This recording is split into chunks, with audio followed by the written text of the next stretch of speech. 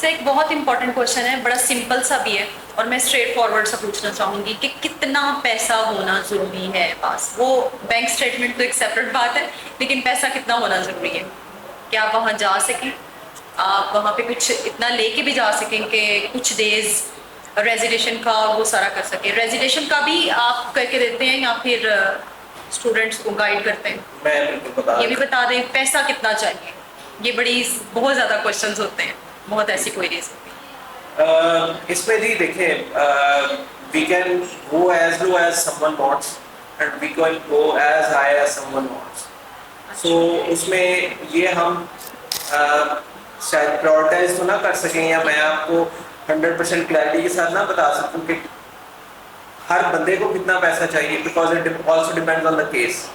For example, if someone has a percentage of 75% and intermediate और the bachelor जो उसने किया हुआ है, तो देयर आर कंट्रीज जो 20-25 लाख में भी उसको एडमिशन दे देती है। But if someone has 50%, 55% marks in intermediate and 50% और इवन 50% इन बैचलर्स, जो 4 इयर्स का बैचलर्स है, 2 ईयर का बैचलर्स है, तो उसमें आपके फिर हो सकता है आपको 40-45 लाख भी खर्चा है। So it all depends on the profile of the student, but the countries we are primarily dealing in right now is UK and USA. So UK में आपका जो एक average खर्चा आता है, including all the embassy fee and the university fee and all that, वो around एक average student का जो है वो 2.5 से 2.7 मिलियन के दरमियान आता है, million PKR. So 2.5 to 2.7 million means के 25 to 27 लाख पाकिस्तानी रुपीस। और अगर हम इसी को USA की तरफ देखते हैं तो उनका जो है expense before flying to USA वो शायद 15 to 18 लाख है।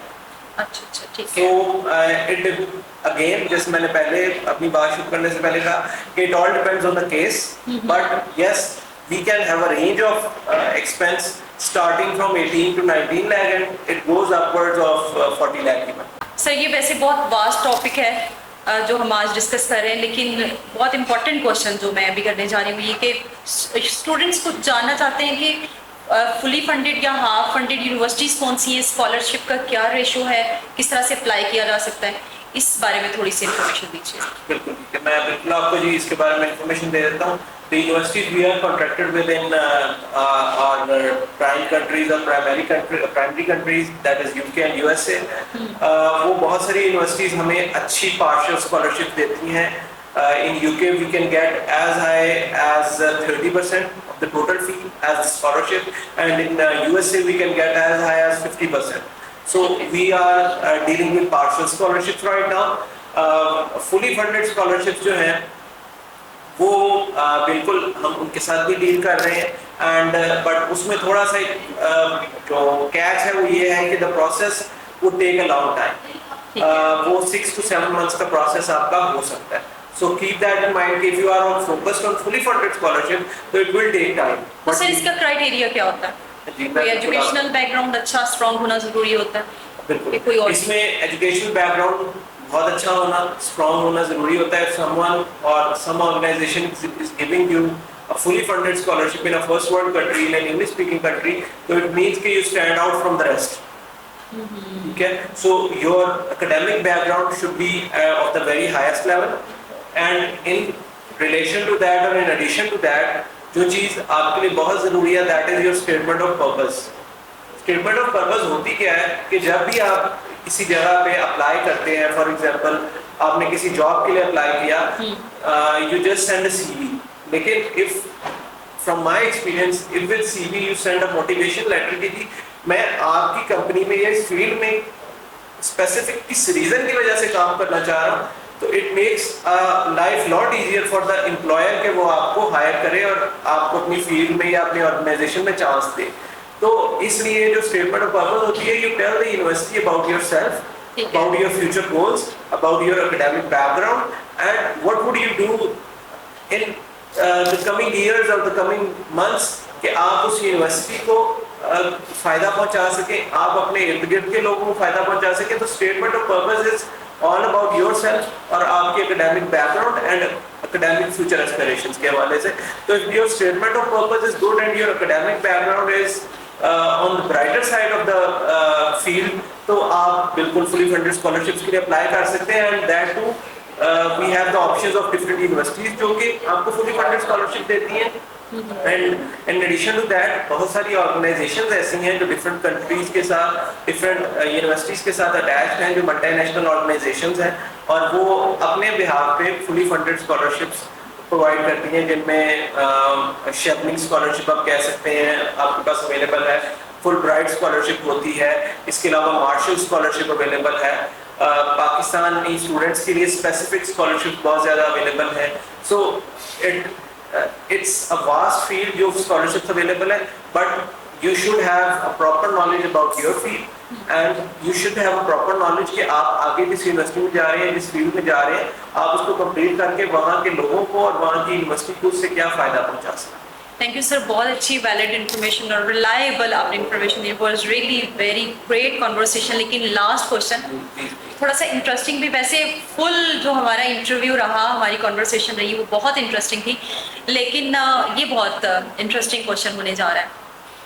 आपने जब अप्लाई किया वीज़ा के, स्टडी वीज़ा के लिए आपने अप्लाई किया, ठीक है, आपने स्टडी स्टार्ट कर दी, आपने भी क्या कोई अर्निंग का वहाँ पे सिलसिला स्टार्ट किया था, या पीछे से आपको पैसा जाता था जो आपका खर्चे वगैरह पूरे करते थे? तो कैसे आपने ये किया? और आप जो नए आने वाले हैं इस फील्ड में या अब्रॉड जाने वाले, उनको क्या सजेस्ट करेंगे कि क्या करना चाहिए? Madam, I will be very honest with you, और मैंने जैसे पहले कहा कि before the interview you are asking me कि if you had a passion for this, so I told you in very honest terms कि at first when I started it was not about passion. As a new student, as a fresh graduate, it was always about earning a proper income जिससे मैं अपने आप को और अपनी family को support कर सकूं. But by now, after 5 years of experience in this, yes, for the last 2 to 3 years it has become my passion and I like. So जो आपका क्वेश्चन था कि जब आप वहाँ गए तो आपने अर्निंग की, मैं उसके रिस्पांस में बिल्कुल ये बताना चाहूँगा कि I was supported by my family as well while I was there, and I had some opportunities to work over there as well.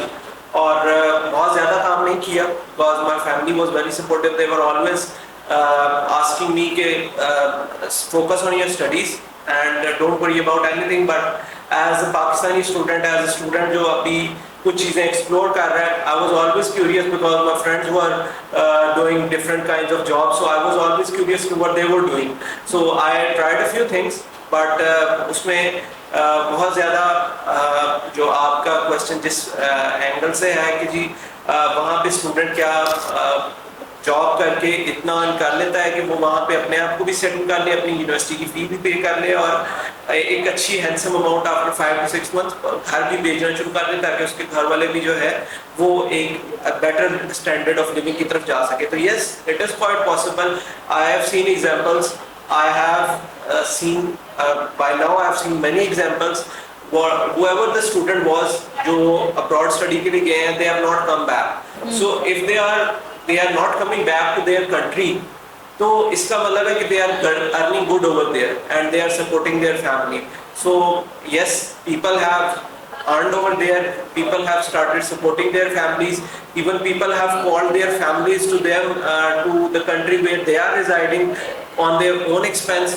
So yes, people are doing good and people are earning handsome income and they are supporting their families. Secondly, जो आपका question था कि what type of skills does the student need to acquire before going abroad? So मैं ये कहूँगा कि सबसे पहले तो उसका जो एक एम होना चाहिए, if he is going on a study visa, तो अपनी फील्ड के अंदर एक्सेल करें. I always give this example to the students कि if you do an odd job is something कि जो आप अपनी फील्ड ऑफ स्टडी से हट के करते हैं. You work तो at इस तरह की जॉब अपॉर्चुनिटीज होती हैं वहाँ पे? हाँ, बिल्कुल होती हैं. You work at a store, you work at a restaurant or something like that. आप अपना सारा टाइम उसके अंदर सर्व ना करें, आप अपनी फील्ड से रिलेटेड भी थोड़ी जॉब हंटिंग रखें. उसकी वजह ये है कि आफ्टर 3 years पीरियड जब आप एक अपने लाइफ में स्टडी कंप्लीट करके सेटलमेंट की तरफ जाते हैं, तो if you are still doing odd jobs तो आप एक specific threshold of income achieve कर पाएंगे। But if you are in your field तो शायद आप वो जो थ्रेशोल्ड ऑफ इनकम है उससे आप बहुत ऊपर चले गए हैं। So for the first year, first 2 years शायद आप अपने कंपेटिटर से कम अर्न कर रहे हो क्योंकि आप अपनी फील्ड की तरफ तवज्जो दे रहे हैं, बट इन द 3rd और 4th और 5th ईयर आप उनसे बहुत ऊपर चले जाएंगे and then you look at your decision कि जो आपने उस वक्त किया था कि you invested on your field, you invested on your studies and you focused on your studies, तो उसका बेनिफिट जो है वो आपको बाद में सामने आएगा। सो टेक्निकल स्किल्स के तौर पे जो स्टूडेंट्स को बिल्कुल करनी चाहिए फॉर ऑड जॉब्स वो ये है कि आप कॉफ़ी मेकर्स जो ये होते हैं, बैरिस्टास, इनके कोर्सेज अच्छे कर सकते हैं, they are paid good over there, carpenters, barbers, तो ये for the first year of your studies ऐसी स्किल्स आपके काम आ सकती हैं। But then again I'll focus on one thing and that is what I learned while I was over there कि जिस बंदे ने अपनी फील्ड के ऊपर फोकस किया और अपनी एजुकेशन के ऊपर फोकस किया है वो by the end of 5 years या एक अगर आप अपनी ग्रोथ के लिए 5 years का टेन्योर रखते हैं तो by the end of 5 years वो बहुत ऊपर स्टैंड करता है रादर देन जो कि सिर्फ अपनी और जॉब्स के थ्रू अपनी अर्निंग करना चाह रहा है। ठीक है, thank you sir, it was really great information and मुझे लगता है कि एक इंस्पिरेशन है कि इतनी वैलिड और कुछ बातें तो इतनी ऑनेस्ट की हैं आपने, ट्रांसपेरेंटली यू टोल्ड एवरीथिंग। तो Paragon institution is going very well. जिस तरह से आपने मेरे साथ कोऑपरेट किया, मेरी ऑर्गेनाइजेशन के साथ कोऑपरेट किया बातचीत के हवाले से, और बेलॉस ही आपने कॉन्वर्सेशन की और there was no end type you know your own purpose. So मेरे ख्याल में तो I will suggest Paragon to everyone that they should do. Thank you, Miss, and I'll always have you in high regards. जब miss ने हमारी team के साथ contact किया और फिर हमने इनके साथ कुछ चीज़ें शेयर की तो we were always of the thought कि someone would come and वो एक scripted questions होंगे and yes वही answers होंगे and we'll have a conversation of 15 minutes, around 15 minutes, but जैसे मैडम ने इंटरव्यू कंडक्ट किया and all the answers I try to give honestly, और जो इन्होंने क्वेश्चन पूछे ये वाकई वो क्वेश्चंस थे जो इस वक्त स्टूडेंट्स के और उनके गार्डियंस के क्वेश्चंस हैं और इस वक्त इस मैटर की हार्ट बीट है।